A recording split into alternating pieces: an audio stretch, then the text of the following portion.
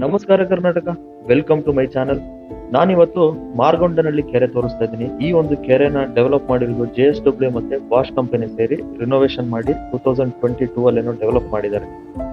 ಆದ್ರೆ ಪ್ರೆಸೆಂಟ್ ಈ ಕೆರೆಯಲ್ಲಿ ನೀರಿಲ್ಲ, ಫುಲ್ಲು ನೀರು ಡ್ರೈ ಆಗಿ ಹೋಗಿದೆ.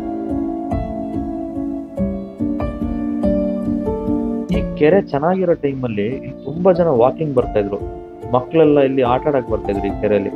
ಸೊ ಈ ಕೆರೆನ ಹೆಂಗ್ ಉಳಿಸ್ಕೋಬೇಕು ಅಂತ ಅಲ್ಲಿ ಏನ್ JSW ದವರೆಲ್ಲ ಹಾಕಿಟ್ಟಿದ್ದಾರೆ. ಆದ್ರೆ ಪ್ರೆಸೆಂಟ್ ಈ ಕೆರೆ ಕಂಡೀಷನ್ ನೋಡ್ಬೇಕು ನೀವು. ಈ ನೀರ್ ನೋಡಿ, ಅದು ಎಲ್ಲಿಂದ ಬರ್ತಿದೆ ಅಂತ ಗೊತ್ತಿಲ್ಲ.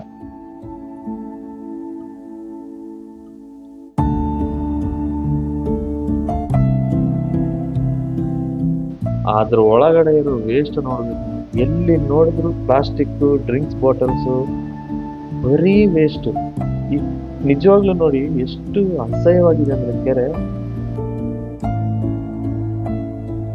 ನಾನು ಆ ಲಾಸ್ಟ್ ಕೆರೆ ಎಂಡ್ವರೆಗೂ ನೋಡ್ಕೊಂಡು ಹೋಗಿದ್ದೀನಿ. ಅಲ್ಲಿ ನೋಡಿದ್ದು ಲಿಟ್ರಲಿ ಹೆಂಗಿದೆ ಅಂದ್ರೆ ಟಾರ್ ತರ ಇದೆ ನೀರು, ಅಂದ್ರೆ ಅಷ್ಟು ವೇಸ್ಟ್ ತುಂಬಿದೆ.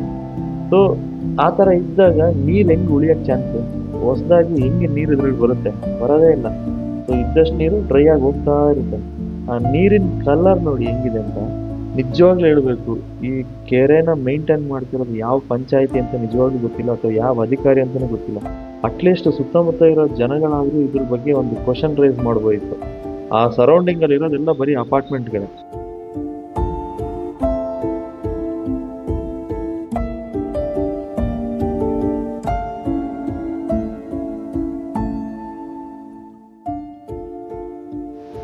ಎಷ್ಟು ಗಲೀಜಾಗಿದೆ ಅಂದ್ರೆ ನಿಜವಾಗ್ಲೂ ಜನಗಳಿಗೆ ಅದೇನು ಬುದ್ಧಿ ಇದೆಯೋ ದೇವರ ಹಣ್ಣು ಗೊತ್ತಿಲ್ಲ.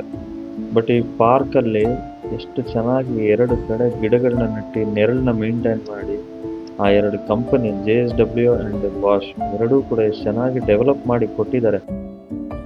ಈ ಕೆರೆ ಉಳಿಸ್ಕೊಳ್ಳೋಕ್ಕೋಸ್ಕರ ಇದಕ್ಕೆ ಸಂಬಂಧಪಟ್ಟ ಅಧಿಕಾರಿಗಳು ಯಾರಿದ್ದಾರೆ ಅವ್ರಿಗೆ ತಲುಪೋವರೆಗೂ ಇದನ್ನ ಶೇರ್ ಮಾಡಿ. ಇನ್ನಾದರೂ ಎಚ್ಚೆತ್ಕೊಳ್ಳೋಣ.